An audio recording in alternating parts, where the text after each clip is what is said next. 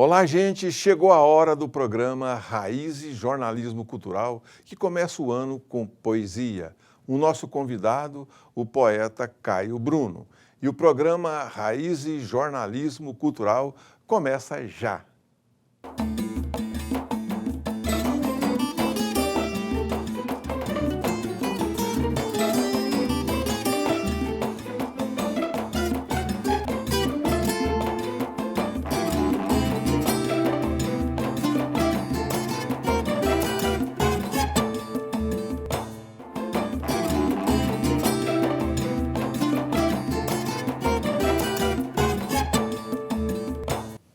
O Raízes Jornalismo Cultural de hoje começa com a poesia.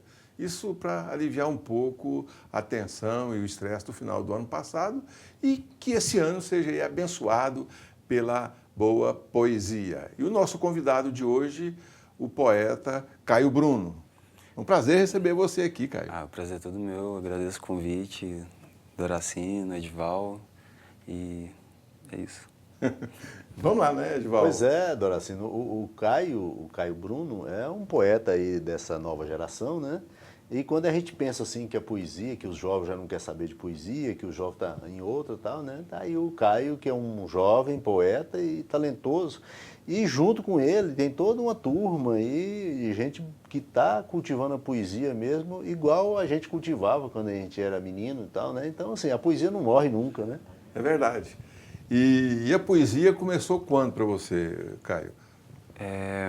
Acho que criei ali nessa questão da infância, muita influência de livros da minha mãe, do meu pai, até de quadrinhos, de gibis, assim. Acho que começou nisso, em casa mesmo, e com a religião dos meus pais, então eu lia bastante a Bíblia. E a Bíblia que tem muitos cânticos, muitos provérbios, e dessa questão estrutural veio um pouco da influência e do interesse pela leitura. E isso foi se estendendo ali para o meu ensino médio, e na escola que eu estudava, no José Carlos de Almeida, no centro de Goiânia, tive contato ali com os primeiros nomes da literatura nacional, internacional na biblioteca da escola. Comecei a rascunhar os primeiros versos e compartilhar na sala de aula com os outros colegas. E a partir disso foi se desenvolvendo assim, o gosto pela escrita, pelo verso, e foi...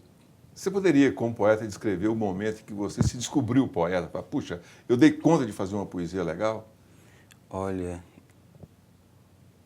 Talvez não sei. Acho que foi todo um processo, assim, eu não consigo apontar um momento único. Assim, às vezes, buscando na lembrança, eu consigo ver vários momentos que influenciaram, assim, porque foram várias poesias rascunhadas, até dentro de um blog, né? Na época esse blogspot estava muito na moda, assim, mas eu não consigo apontar um momento, foi com 16 anos que eu me descobri poeta, aconteceu uma transformação aqui, assim.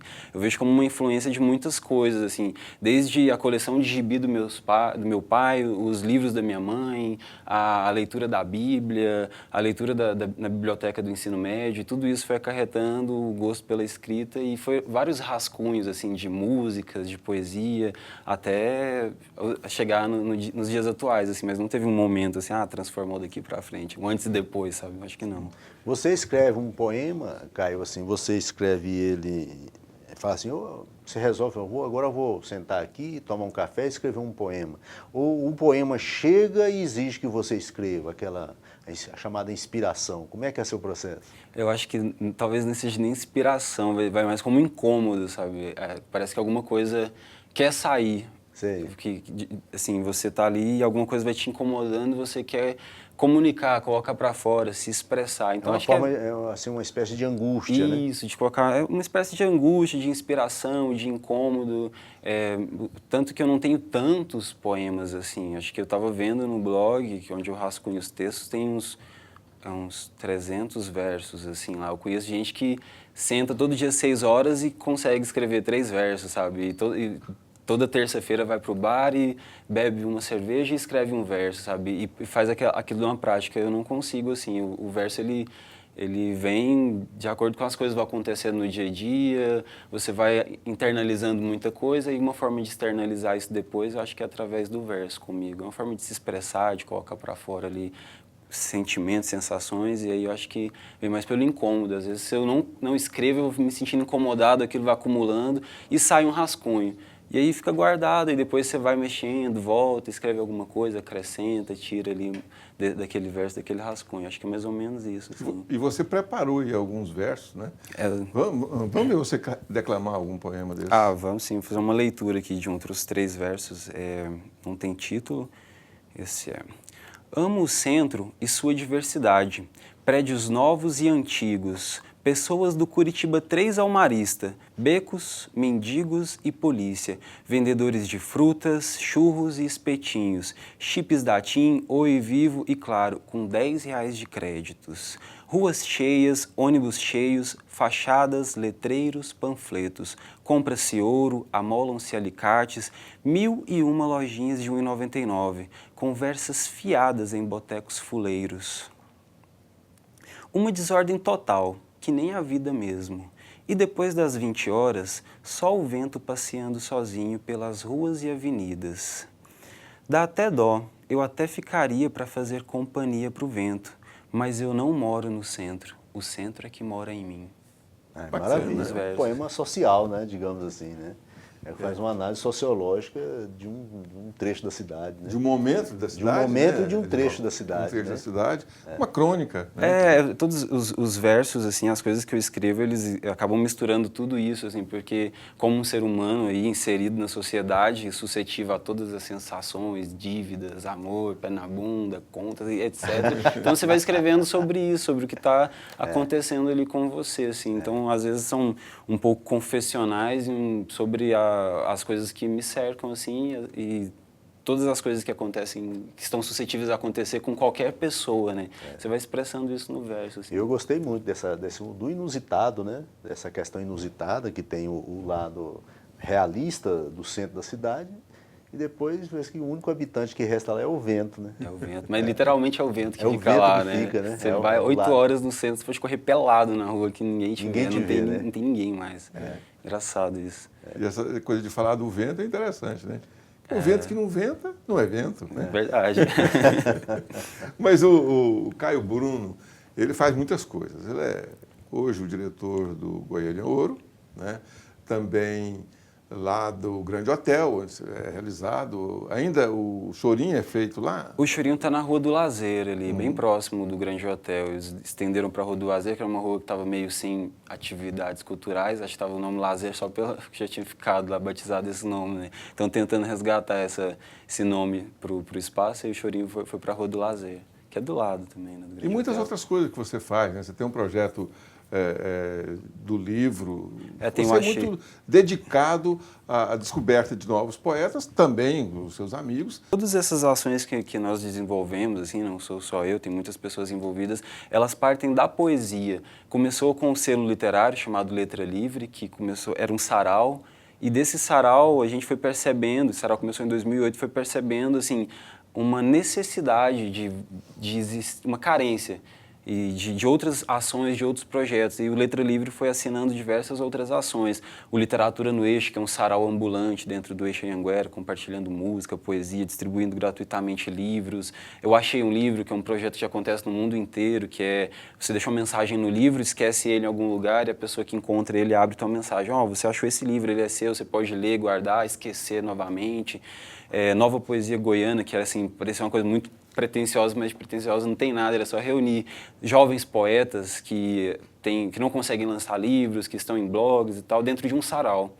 E era só isso, esse projeto. E vai dando voz, vai interagindo, vou usar o termo velho, mas não velho, assim, novos e poetas já mais antigos, poetas que já estão na estrada, assim, há mais tempo, sabe? E o bacana é acontecer essa interação dentro do mesmo ambiente e os novos poetas perceberem que em Goiás, em Goiânia, tem muita gente bacana que ele nem tinha ideia que existia. E ele lê e fala, cara, isso é escrito aqui, sabe? E às vezes as pessoas vão buscar coisas fora porque não tem acesso a muita coisa que está, assim, às vezes do lado da pessoa. Assim. Então, esses projetos, eles interacionam os novos poetas com essas ações e sempre interagindo os poetas mais antigos de casa, assim, que estão em mais tempo de estrada com os novos poetas. São projetos de formação de poetas e de leitores também, E de né, Caio? leitores. Porque você trabalha um ambiente, a gente pensa numa plataforma que recebe as pessoas que têm interesse em estar acompanhando ali os saraus, as declamações de poesias, os músicos,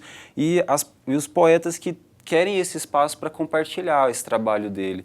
E às vezes você acaba tendo pessoas que vão para assistir, que escrevem algum tipo de verso, de ter algum tipo de trabalho escrito, mas que não tinha coragem, que vê outras pessoas declamando e que se instigam a ir declamar também, a mostrar os seus versos, assim. Porque escrever todo mundo escreve, né? Depende da forma que compartilha isso, assim. E acho que esses projetos eles são interessantes porque eles vão instigando as pessoas a interagir ali, a participar da cena cultural da cidade, a conhecer os novos e os novos poetas, os poetas mais antigos, assim. Então é uma plataforma para as pessoas se descobrirem, assim, compartilharem boas energias, as coisas que pensam, as várias formas de pensamento, né? Que tem muita gente com ideologias e tudo mais. Bacana. E o programa Raiz e Jornalismo Cultural volta já já. Não some não.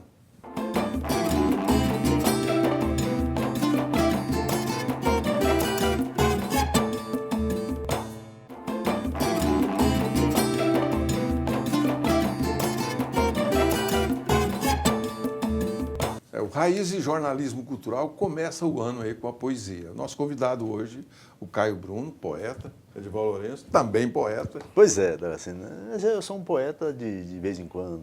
Né? O Caio é bem mais poeta, assim, bem mais dedicado mesmo no dia a dia, né? Quem é hoje, Caio, assim, digamos assim, se você tivesse que escolher um grande poeta da sua preferência, hoje você já tem um nome assim ou você ainda está meio difuso com muita gente?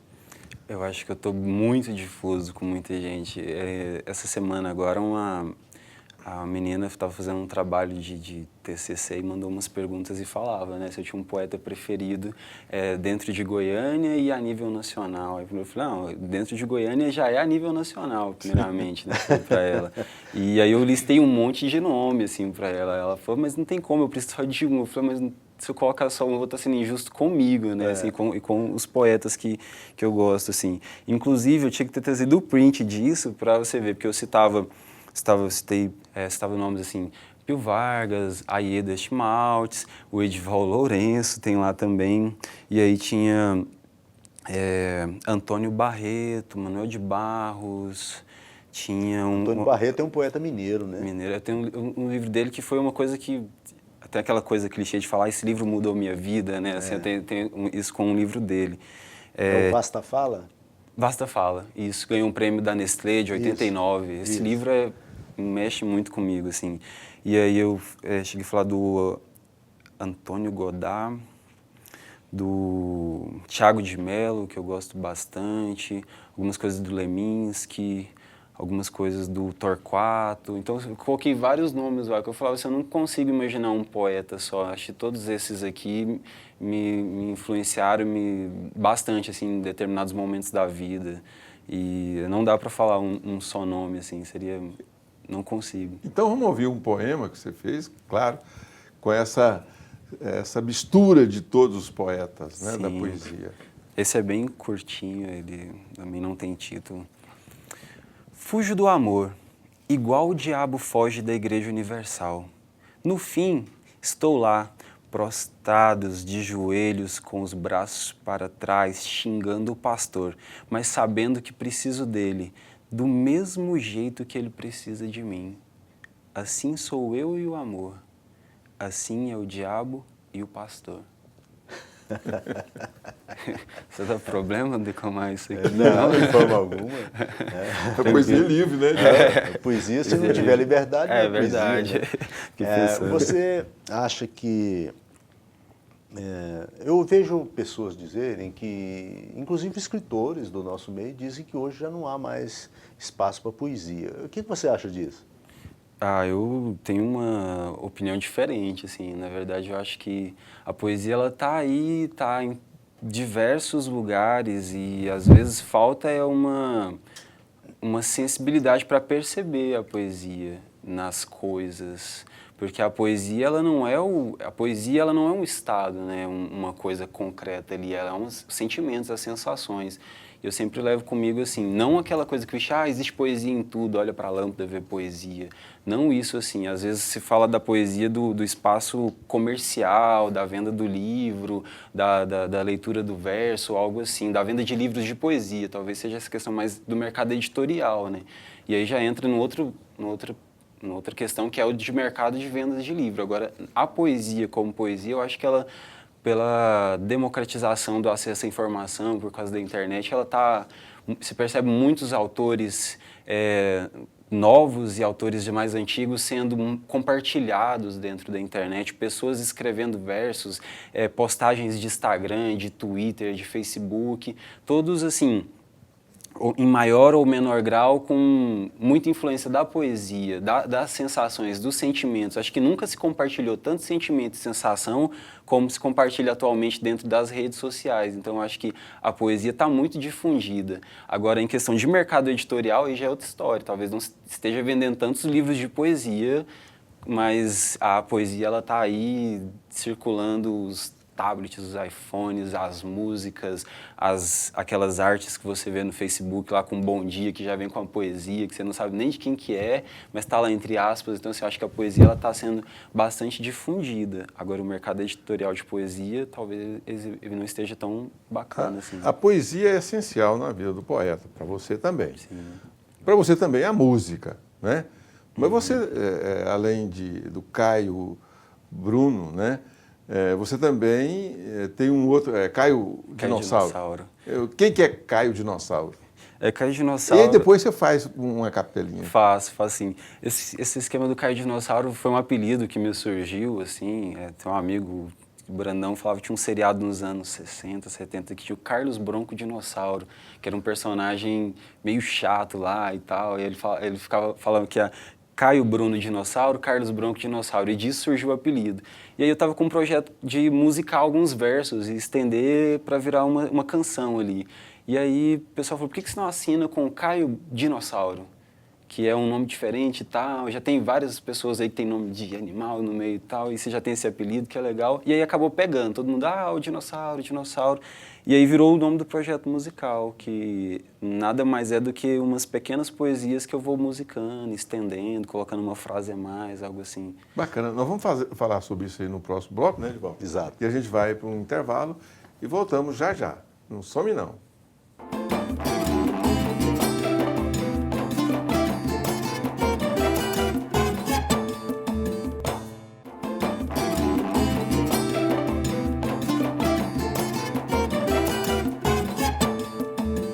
Raiz Jornalismo Cultural na Poesia. O nosso convidado hoje, o Caio Bruno, Edivaldo Lourenço. Pois é, Doracino, acho que na história da poesia no Brasil, Vinícius de Moraes foi assim o poeta mais, de todos os pontos de vista, mais bem acabado. Né? Ele viveu a poesia com toda a sua intensidade. Né? Ele vivia a poesia com paixão mesmo, com uísque, mulheres e tal. Assim, ele não tinha momento que ele viveu a poesia total. Mas ele dizia o seguinte, que não se é poeta se não sofrer. Você ainda continua achando que para ser poeta tem que sofrer, ou o poeta pode ser um sujeito executivo, vida normal, sem o sofrimento do sentimentalismo e tal? Como é que é? Eu acho que, na verdade, todo mundo sofre. Eu acho que é o executivo, o advogado, o gari, o cameraman, todo mundo passa por algum momento... O cameraman aqui não sofre, não. Não sofre, não? Eu acho que ele sofre também. E aí eu acho que tem algumas pessoas que acabam compartilhando o sofrimento de uma maneira que outra não compartilharia. E aí eu acho que o poeta acaba colocando isso no verso, colocando aquela poesia, daquele sofrimento, daquele incômodo no verso. E aí, às vezes, o advogado, ele coloca isso num happy hour do final de semana, num jogo de futebol, numa ida ao estádio. Então, assim, cada pessoa tem uma forma de canalizar... De extravasar o seu sofrimento. Isso, o seu sofrimento. Algumas pessoas buscam a igreja, algumas pessoas buscam o bar, o cinema, ter uma banda, tocar. Então, assim, cada um de uma maneira. E, às vezes, o poeta acaba externalizando isso no verso. E aí eu acho que todo mundo sofre, na verdade. Não tem como fugir do sofrimento. Você estava falando que como Caio Dinossauro, você faz música. Você toca instrumentos? O violão para compor ali, alguma coisinha, o teclado nos shows. Hoje eu estou sem violão, mas posso mandar uns trechinhos aqui das canções. Bacana. Quantos batimentos são necessários para o coração parar de bater? Você me bate tanto e eu só bato por você. Tchuc, tchuc, tchuc, tchuc, tchuc. Maravilha, isso aí é... Você identificou o gênero musical? Mas isso aí, se não me engano, é um reggae, né? Tem influências, é porque é uma música mais calminha, eles falam good vibe, assim, mas ela pode ser um reggae, pop, MPB, Bacana. vai tudo. Vamos fazer outra. Vamos fazer outra, então, essa vai para os canhotos, que é assim... Porque ser canhoto é errado, se o coração fica do lado esquerdo, se lembra da gente sentados. Parece que foi ontem que você se foi, mas não voltou. Parece aquele surfismo de Jack Johnson, coisa assim, né? Ah, eu gosto. Isso é legal. Mas foi umas pequenas poesias que a gente foi musicando, colocando mais umas frases, mais uns estrofes, assim, e viram umas canções minimalistas, Acho que pequenininhas. você pode declamar mais um poema aí, hein? Pode. Posso, então vamos de mais poesia. Outra sem título. Sempre nos amávamos, fosse mastigando lagosta ou x-salada. Sempre nos queríamos, no colo, no ombro, no pescoço e dorso, recebendo, fazendo cafunés, pernas cruzadas e abertas, sempre nos confortávamos. No frio a gente se abraçava, no calor a gente se abanava, estávamos sempre juntos, Natal, Ano Novo, Páscoa e Carnaval, quarta de cinzas e feriados mal explicados. Pra hoje na rua, você não responder o meu bom dia. Meu bom dia que na verdade dizia: o que você tem feito nesse tempo todo? Espero que esteja tudo bem com você. Obrigado por tudo. Era bom, não era? Como nós mudamos, olhe só para nós. Conheceu alguém bacana? Ainda bem que você não respondeu meu bom dia. Só isso. É legal. Historinhas. Ô, Caio, para você definir a poesia? Em poucas palavras. Em poucas define. palavras, sentimento, sensação, sensibilidade. E aí eu estava falando, todo mundo tem disso. Sentimentos, sensações, percepção de mundo, sensibilidade, a forma como você se relaciona com o mundo é a poesia, sabe?